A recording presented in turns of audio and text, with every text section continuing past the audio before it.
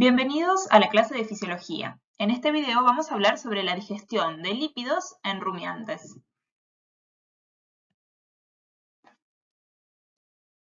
El objetivo de esta clase es conocer la digestión de los lípidos en los rumiantes y para ello vamos primero a clasificar los lípidos de los alimentos, luego vamos a hablar sobre la biotransformación de los lípidos en el rumen y finalmente vamos a recordar cómo es la digestión y la absorción de los lípidos en las porciones digestivas postruminales.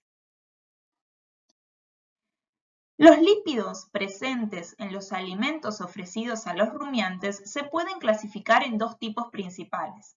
Los estructurales, que están mayormente ubicados en lo que serían las porciones de la planta vegetativa, sobre todo en las hojas, y estos pueden ser superficiales o celulares.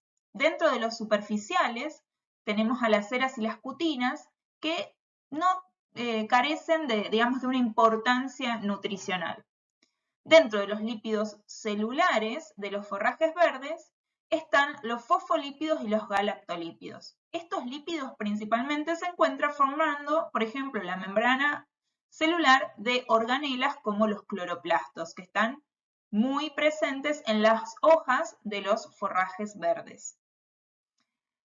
También existen lípidos que son de reserva y que se encuentran principalmente en los granos de cereales y en las semillas de las oleaginosas, que también son alimentos ofrecidos con frecuencia en los rumiantes. Los granos de cereales, por ejemplo el trigo, la avena, la cebada, el centeno, son granos que como principal molécula energética de reserva que tienen es el almidón, que es un hidrato de carbono. Pero los lípidos, que también pueden estar presentes en estos granos, son en su mayoría fosfolípidos y galactolípidos, similares a los que se encuentran en las hojas de los forrajes verdes. Mientras que las semillas de oleaginosa tienen como principal fuente energética de reserva los lípidos y estos son triglicéridos. En esta imagen vemos la estructura de algunos de los lípidos que mencionamos anteriormente. Por un lado tenemos a los galactolípidos y aquí tenemos a los triglicéridos. Fíjense que los galactolípidos y los triglicéridos están formados por una molécula de glicerol a la cual se le van a unir cadenas de ácidos grasos. Cuando los ácidos grasos están unidos al glicerol, se dice que están esterificados. ¿Qué diferencia hay entre un triglicérido y un galactolípido? Es que el galactolípido, uno de los carbonos que está formando el glicerol, está unido a una molécula de galactosa, que es un tipo de hidrato de carbono. ¿Qué diferencias hay con respecto a las cadenas de ácidos grasos que pueden estar formando los triglicéridos o los galactolípidos? O también pueden estar de forma libre, a veces también en los alimentos. Bueno, esta cadena de ácidos grasos puede variar de acuerdo a su longitud, que va de 1 a 30 carbonos. Recuerden que los ácidos grasos que tienen hasta 6 carbonos son los considerados ácidos grasos volátiles. Los ácidos grasos volátiles que se forman en el rumen a partir de la fermentación de distintas moléculas orgánicas son el acético, que tiene solo 2 átomos de carbono, el propiónico, que tiene 3 átomos de carbono, y el butírico, que tiene 4 átomos de carbono. Otra diferencia que puede haber entre las distintas moléculas de ácidos grasos es la hidrogenación que presentan. Y esto tiene que ver con el tipo de enlace que hay entre los carbonos que forman la cadena de ácido graso. Si esos enlaces son simples, entonces son ácidos grasos saturados, mientras que si esos enlaces entre carbonos son dobles, es un ácido graso insaturado. Si tiene más de un doble enlace, es poliinsaturado. También los ácidos grasos, de acuerdo a su conformación espacial, pueden ser clasificados en cis o trans. Son distintos tipos de isómeros. A su vez, si los ácidos grasos no se encuentran unidos a ninguna molécula, como por ejemplo el glicerol, son ácidos grasos libres. Mientras que si están unidos al glicerol, se dice que son esterificados. Por otro lado, los ácidos grasos también podemos considerarlos esenciales o no esenciales, dependiendo de si el organismo puede sintetizarlos o no. Aquellos ácidos grasos esenciales son o escasamente sintetizados por las células de los organismos o directamente no pueden ser sintetizadas por ellas. En este cuadro vemos la proporción que hay de distintos tipos de ácidos grasos en alimentos destinados a los rumiantes.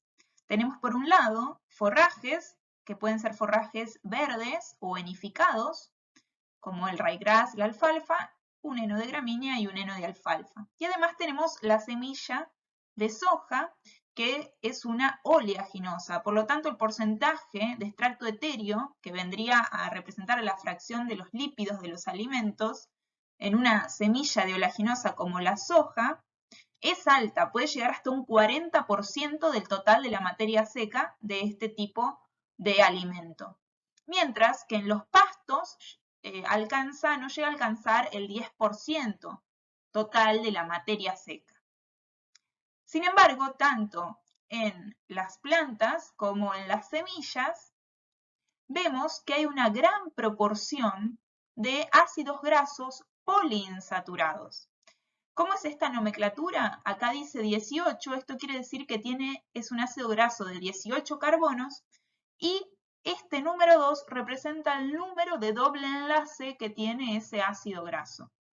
En este caso tenemos el linoleico y el linolénico, que tiene 18 carbonos los dos, pero uno, por ejemplo, tiene 2 dobles enlaces y otro tiene 3 dobles enlaces. Y después está, por ejemplo, el oleico, que también tiene 18 carbonos, pero tiene un único enlace doble.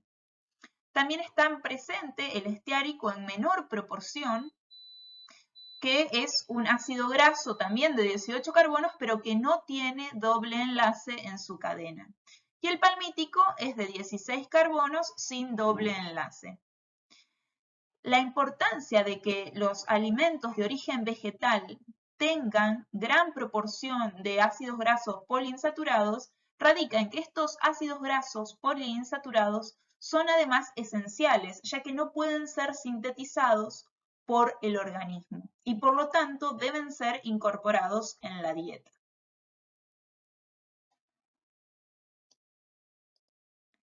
Ahora que ya conocemos cuáles son los lípidos presentes en los alimentos destinados a los rumiantes, vamos a pasar a explicar qué cambios se producen en estas moléculas una vez que son atacadas por la microbiota presente en el líquido ruminal. Es importante que sepamos y recordemos que los microorganismos presentes en el rumen van a modificar a los lípidos de la dieta que están en los alimentos que ingiere el rumiante. Esa modificación la van a provocar por dos procesos principales. Uno es la hidrólisis y la otra es la biohidrogenación. En estos dos procesos intervienen enzimas que son liberadas y producidas por las bacterias que habitan en el rumen. Por otro lado, cuando se produce la hidrólisis y la separación del glicerol de sus cadenas de ácidos grasos, esas cadenas de ácidos grasos en el ambiente ruminal se van a saponificar, que es otro proceso que no es enzimático y que significa simplemente la unión covalente iónica entre la cadena de ácidos grasos con iones que se encuentran en el líquido ruminal, como por ejemplo el calcio y el magnesio. Ahora vamos a ver de qué se trata la hidrólisis y la biohidrogenación, dos procesos en donde participan enzimas de la microbiota ruminal. En esta imagen vemos una molécula que es un galactolípido, en este caso un digalactolípido porque tiene dos moléculas de galactosa unidas a un glicerol y ese glicerol a su vez también está unido a dos cadenas de ácidos grasos. ¿Qué sucede durante la hidrólisis? En el proceso de hidrólisis, las bacterias liberan unas enzimas que se llaman lipasas bacterianas que van a provocar la ruptura de esta molécula separando por un lado la cadena de ácidos grasos, por otro lado el glicerol y por otro lado la galactosa. ¿Qué sucede con la galactosa y el glicerol que se liberaron a partir de la hidrólisis del galactolípido? Bueno, estas dos moléculas son fermentadas hasta ácidos grasos volátiles. Son incorporadas al interior del soma bacteriano y el microorganismo lo que hace es fermentar esas moléculas. ¿Y qué obtiene con ello? Por un lado va a obtener ATP y por otro lado va a liberar ácido graso propiónico y este finalmente va a ser absorbido por las paredes ruminales.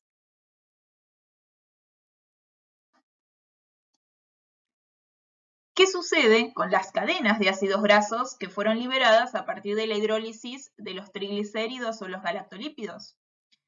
Bueno, aquellas con doble enlace van a ser biohidrogenadas e isomerizadas gracias a la acción de enzimas presentes en las bacterias, enzimas que van a ser liberadas por la bacteria y que van a provocar la biohidrogenación e isomerización de esas cadenas de ácidos grasos. Entre un 70 y un 80% de esos ácidos grasos va a ser sometido a la biohidrogenización. El resto puede ser que no sufra cambios, no se modifique y sea incorporado como tal al soma bacteriano. Y luego, esta bacteria, una vez que alcanza el aparato digestivo posterior, o sea, llega a gomazo y luego pasa a intestino, cuando es digerida por las enzimas del rumiante, va a haber llevado consigo ácidos grasos poliinsaturados presentes en los alimentos.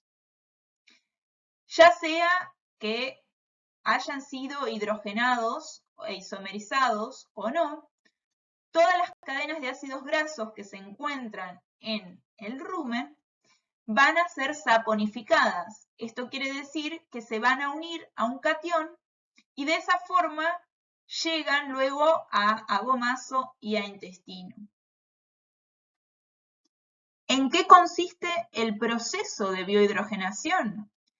Enzimas presentes, enzimas de origen microbiano, lo que van a hacer es a los ácidos grasos poliinsaturados y de configuración cis, que son los más abundantes en los alimentos, como vimos al principio, esas enzimas lo que van a hacer es transformarlos en ácidos grasos saturados y de configuración trans. Eso es el proceso de biohidrogenación. Es la transformación de ácidos grasos poliinsaturados en saturados. Y a su vez también cambian su configuración espacial de cis a trans.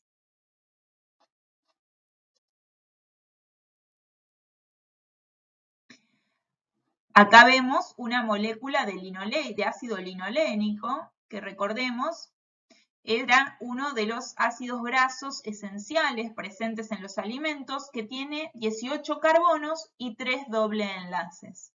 Durante el proceso de biohidrogenación, lo que sucede con esta molécula de ácido graso es que va a perder esos doble enlaces que estaban uniendo estos carbonos de aquí presentes.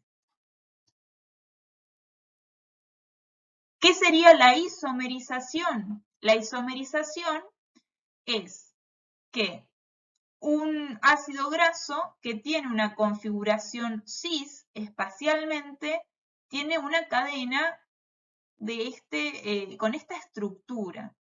La isomerización cis significa que los hidrógenos que están unidos a estos carbonos se encuentran en el mismo lado, mientras que la isomerización trans, los hidrógenos que están unidos a estos carbonos se encuentran en lados opuestos.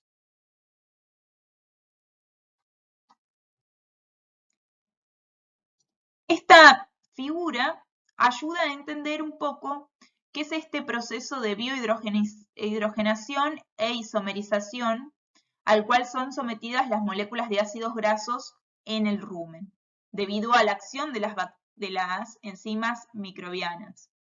Fíjense, acá tenemos dos átomos de carbono que están interviniendo en el doble enlace de la molécula del ácido graso. Los carbonos tienen 4 sitios de unión, ¿sí? 4 sitios de unión tiene un átomo de carbono. Generalmente, esos sitios de unión se completan con hidrógenos y si no, van a estar unidos entre ellos formando la larga cadena de carbono que integra la molécula de ácido graso. Acá tenemos un fragmento de una cadena de un ácido graso que tiene una configuración cis y que es insaturado porque fíjense que estos dos carbonos están unidos por doble enlace.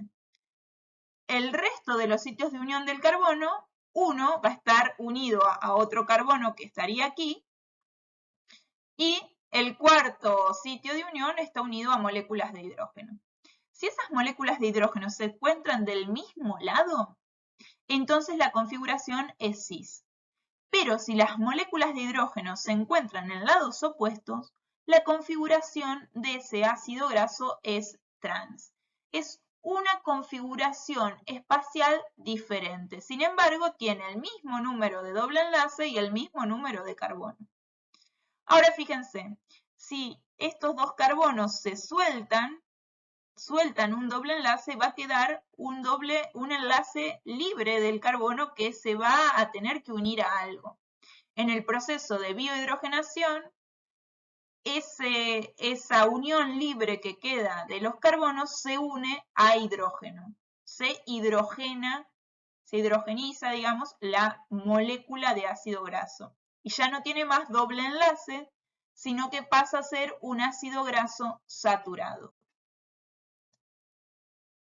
En el rumen, el proceso de biohidrogenación, que es la saturación de ácidos grasos poliinsaturados como el linoleico, el oleico y el linoleico. Fíjense que este tiene 3 dobles enlaces, este tiene un único doble enlace y este tiene 2 dobles enlaces.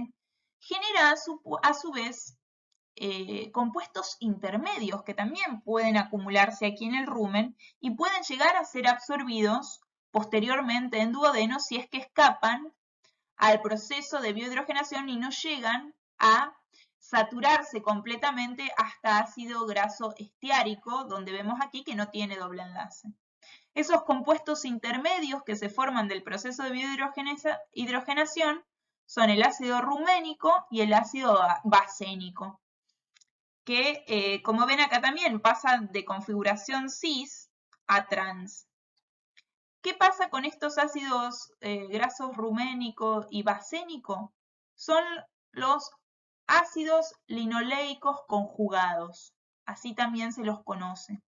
Y puede ser que abandonen el rumen directamente, se saponifiquen y abandonen el rumen, o continúen la biohidrogenación hasta formar ácido esteárico. Estos SCLA que alcanzan luego el duodeno y son absorbidos, puede ser luego que integren parte de tejido del animal o de secreciones en el animal, como por ejemplo la leche. Por supuesto que nosotros no vamos a pretender que ustedes se aprendan cuáles son los pasos que se dan en el proceso de biohidrogenación hasta transformarse por ejemplo, el ácido leico o el linolénico N-esteárico. Simplemente recuerden que este proceso lo que va a hacer es saturar a las moléculas de ácidos grasos poliinsaturados a moléculas de ácido graso saturadas. Y que va a haber compuestos intermedios que se pueden formar que podrían llegar también a ser absorbidos a nivel duodenal. Pero es necesario simplemente que recuerden de qué se trata esto de la biohidrogenación y cuál es el principal cambio que se observa en las moléculas de ácidos grasos que están en los alimentos. Y ese cambio es, por supuesto, la saturación de la molécula. La saponificación es simplemente la unión de los ácidos grasos liberados a partir de la hidrólisis a cationes como el calcio y el magnesio. Y de esa forma están presentes en el líquido ruminal. Mientras esos ácidos grasos estén unidos a un catión de calcio o de magnesio, no van a poder ser biohidrogenados. ¿Por qué? Porque esta unión que se da es una unión iónica y ocupa el lado polar de la molécula, que es el mismo lado por el que se adhieren las bacterias para poder biohidrogenar toda la molécula. Pero, como esta unión es bastante inestable a pH ruminal, estos ácidos grasos, una vez que son liberados a partir de la hidrólisis del triglicérido o del galactolípido, se unen a los cationes y también se liberan de estos con la misma facilidad y rapidez. Y cuanto más doble enlace tenga la molécula, más inestable es esta unión dentro del líquido ruminal. Por lo tanto, le da tiempo a las bacterias para poder realizar los procesos de biohidrogenación que vimos anteriormente. Una vez que la molécula ha sido saturada, la bacteria lo que hace es simplemente liberarla, dejarla en el ambiente, en el líquido ruminal, y ahí también se va a unir al calcio y al magnesio nuevamente, o al magnesio nuevamente, y de esta forma, en forma de jabones, abandona el rumen.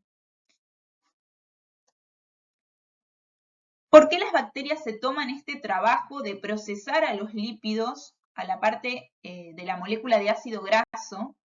Y es básicamente porque esos ácidos grasos poliinsaturados que se encuentran libres en el ambiente ruminal disminuyen la digestibilidad de los alimentos porque dificultan el acceso de las enzimas digestivas bacterianas a otros componentes y otros nutrientes del alimento que ellas aprovechan para obtener energía y moléculas que les sirven para su crecimiento. Además, esos ácidos grasos poliinsaturados también tienen algún tipo de efecto que altera a la microbiota, afectando la tensión superficial y la permeabilidad de las membranas bacterianas. Y las principales bacterias que se afectan con la presencia de estos ácidos grasos poliinsaturados de los lípidos de los alimentos son la flora celulolítica, la metanogénica y los protozoos. Entonces, estas transformaciones que vimos recién, que se dan en la molécula de los lípidos, ayudan a evitar y mitigar todos estos problemas que generan en el ambiente ruminal. Es por eso también que la dieta de los rumiantes no puede estar excedida en lípidos porque va a afectar la digestibilidad de otros constituyentes del alimento, sobre todo de la fibra. ¿Qué sucede en abomaso y en duodeno? El bajo pH del abomaso y de la porción proximal del duodeno separa los ácidos grasos del catión. Ya vimos que los ácidos grasos se unían a calcio o magnesio. Debido al pH que cambia drásticamente en abomaso, que se vuelve mucho más ácido, esa unión entre el catión y el ácido graso se separa y esos ácidos grasos pasan a la forma no disociada. Esto quiere decir que no tienen ya una carga que atraiga un catión, una carga negativa que atraiga un catión. Entonces se los obliga a adherirse a otras partículas sólidas del alimento y así llegan finalmente a duodeno para luego ser absorbidos en yeyuno. Finalmente, ¿qué tipo de lípidos llegan a duodeno para poder ser digeridos a través de la secreción pancreática, de las enzimas de la secreción pancreática, en colaboración con la secreción biliar? Bueno, lípidos presentes en las células microbianas que pueden ser que hayan incorporado directamente desde el alimento o que ellas mismas hayan sintetizado.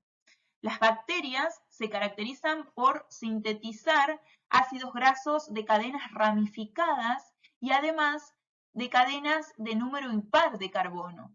En cambio, los mamíferos, por ejemplo, sintetizan ácidos grasos únicamente de cadenas pares, de 20, de 18, de 16 carbonos. Estos lípidos contenidos en las bacterias van a poder ser digeridos por principalmente la fosfolipasa pancreática, ya que van a ser en su mayoría fosfolípidos de membrana, lo que va a tener que digerir de las bacterias, y ayudados obviamente por las sales biliares que presenta la secreción biliar. A su vez, también van a llegar ácidos grasos saturados, que fueron el producto que quedó de los ácidos grasos poliinsaturados presentes en los alimentos y que habían sido biohidrogenados por las bacterias, y podría llegar también algún ácido graso poliinsaturado o algún tipo de molécula intermedia que se genera en el proceso de biotransformación o biohidrogenación que se produce en las cadenas de ácidos grasos de los lípidos de los alimentos en el rumen. En duodeno ya están desaponificados porque el calcio y el magnesio se liberó en el pH ácido del estómago, del abomaso. Luego, estos ácidos grasos y los lípidos que se digerieron de las bacterias se van a terminar absorbiendo a nivel de yeyuno. Como conclusión final, debemos recalcar que los lípidos presentes en los alimentos destinados a rumiantes son transformados por la microbiota ruminal debido a los procesos de hidrólisis y biohidrogenación que ocurren en esa porción del tracto digestivo del animal. Hasta aquí llegamos con la clase. Muchas gracias.